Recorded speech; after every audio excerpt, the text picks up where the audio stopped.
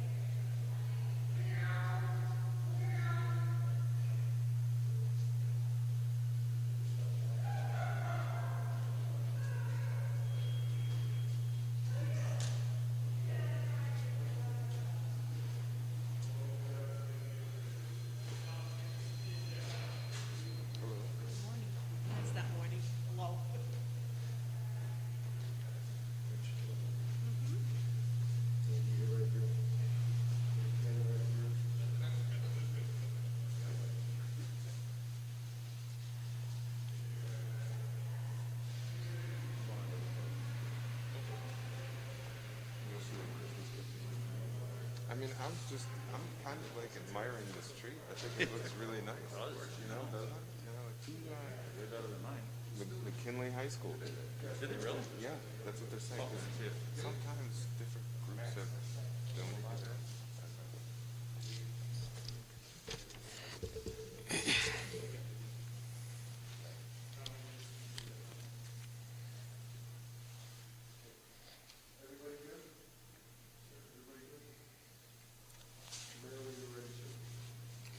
Good afternoon. I want to thank the members of the media for joining us today.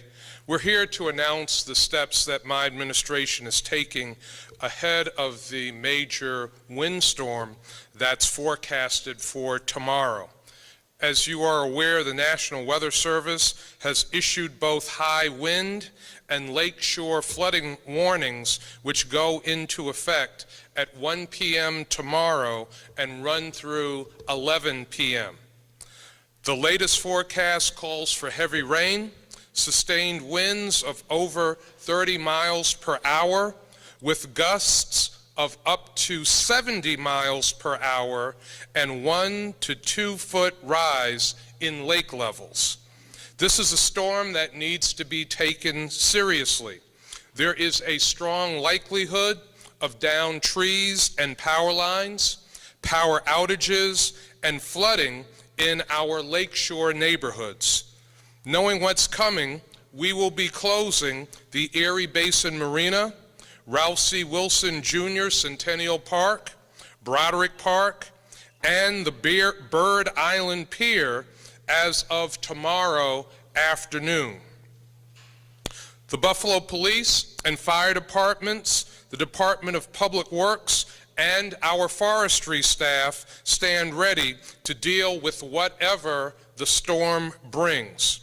I ask our residents to delay non-essential travel between 1 p.m. and 11 p.m. tomorrow. I want to repeat that. If travel is unnecessary, please delay it between 1 p.m. and 11 p.m. tomorrow. I also encourage residents to take down any holiday decorations that will be impacted by the high winds and secure your yard items that could be blown away. Residents who face any kind of life-threatening situation due to the storm should call 911. Non-emergency issues should be phoned into 311. Power outages should be reported to National Grid. As you know, we've been through our share of wind events, high wind events, and our city crews are well equipped to keep our residents safe during the coming storm, but we need our residents to also do their part. We are also prepared to deal with post-storm cleanup. I ask the residents to use common sense and do what's needed to keep themselves and their families safe. Now we will hear from Andy Rabb, one of our deputy commissioners in the Department of Public Works, and then Ken Kajawa from National Grid. Thank you, Mayor. So the Department of Public Works, Parks and Streets is coordinating with police and fire on downed trees, shoreline monitoring, flooding concerns. We just ask people to call 911 with the most dangerous tree down calls or intersections out, traffic signals, whole roads that are blocked, trees that are fallen on houses or blocking emergency access. Those are the priorities that we address first. When we receive calls, we go out and inspect, and we address those immediate and life-threatening issues first. Then we move on to down limbs or branches that are pushed off to the side in front yards or in parks. So please call 911 with the life-threatening emergencies. We prioritize those, and then we move on to the other things. And engineering crews will also be out to monitor light poles, traffic signals, and any type of shoreline flooding. Thank you.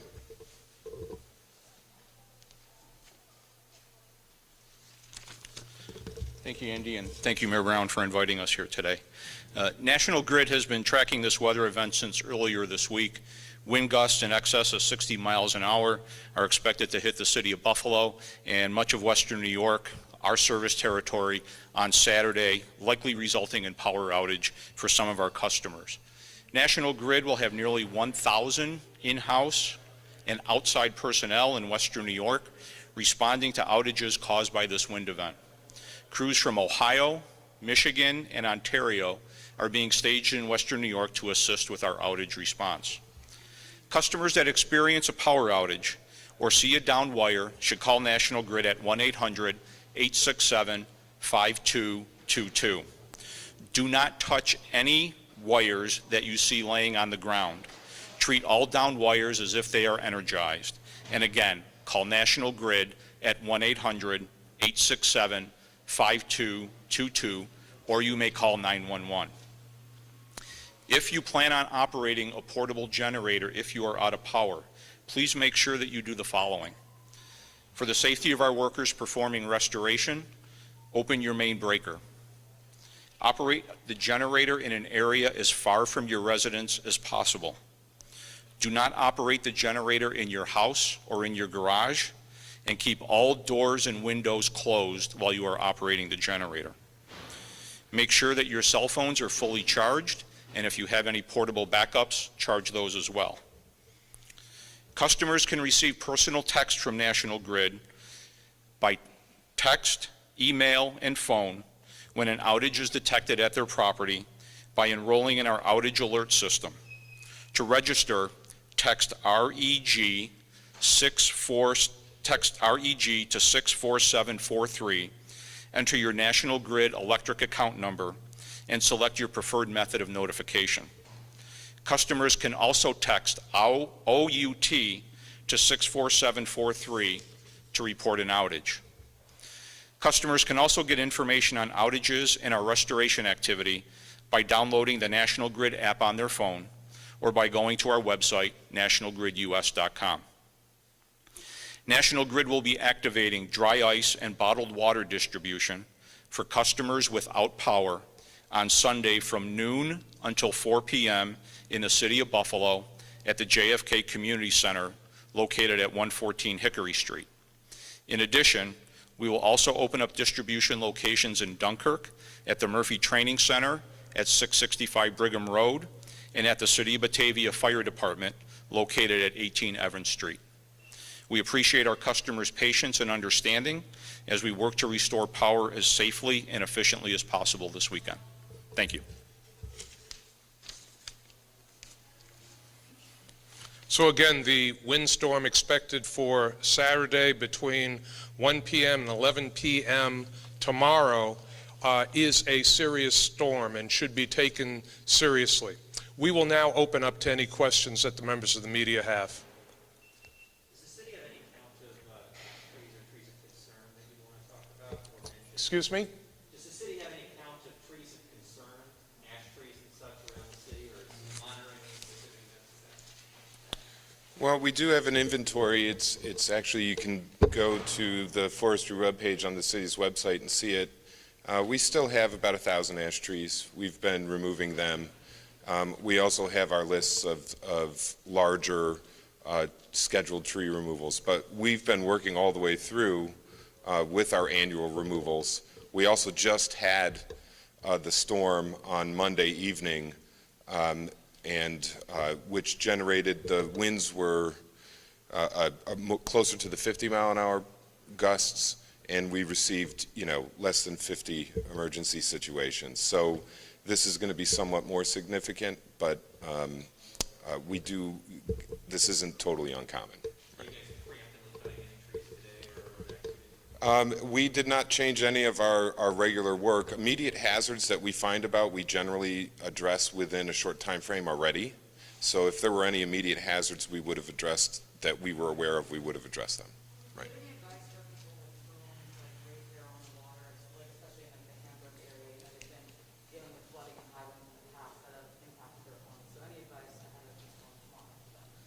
You're talking about flooding? Flooding and the high winds. Commissioner Ronaldo, do you want to speak to that? On the, well, inside the city limits, as far as the flooding goes, a couple things that you can do, or homeowners can do, is take a look around and clear out any storm drains that are in the immediate vicinity of their homes, in case there is heavy rainfall, and of course if it's driven by the wind as well. So as far as flooding is concerned, that's one thing you can do. We haven't touched on overpasses, or underpasses rather, and flooded viaducts, things like that. So obviously stay at home if you can. People have been trapped under viaducts, previously in storms like this. Don't take it for granted. It's hard to tell really whether it's 3 inches of water under a viaduct or 3 feet, really, especially in the evening when your lights are shining on it. So don't try and approach, or don't try and drive through any underpasses or viaducts at all if you see any standing water whatsoever.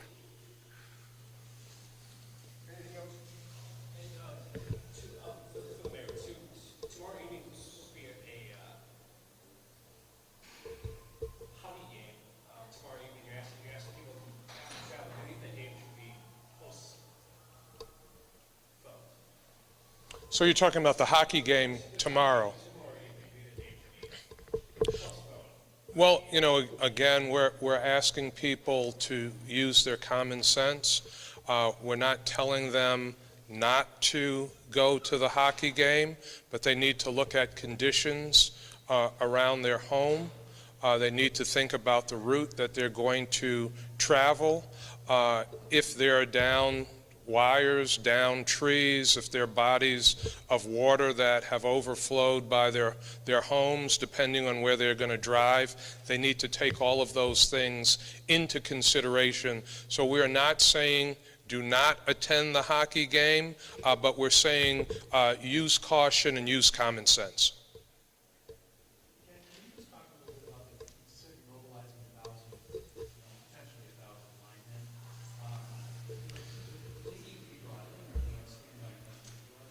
Yeah, they're here already, and they are arriving as well. Given the fact that this is a forecasted event, we've had time to prepare, and we do outreach to other utilities as well as contractors that specialize in power restoration. And so what we did earlier this week was we started those outreach efforts in order to secure those crews. We bring them into the area prior to the storm so that they're staged here, so that once the weather starts to hit and we start to experience power outages, that they're already here. It's not like we're calling them after the fact and then we have to wait for them to drive a couple hours to get to Western New York. They'll be here and ready to respond as soon as the weather hits. Yeah, any time that you see winds in the 60 to potentially 70 mile an hour range, we will normally see and experience power outages. It will all depend upon which way the system tracks in terms of which areas are hit the hardest.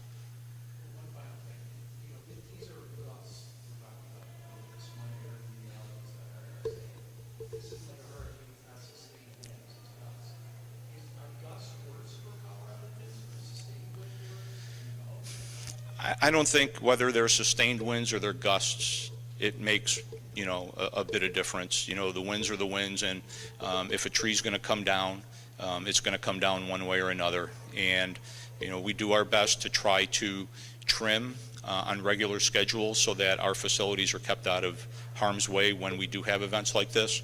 But it's inevitable that when we see wind speeds that we're expected to see tomorrow, that, we will experience power outages.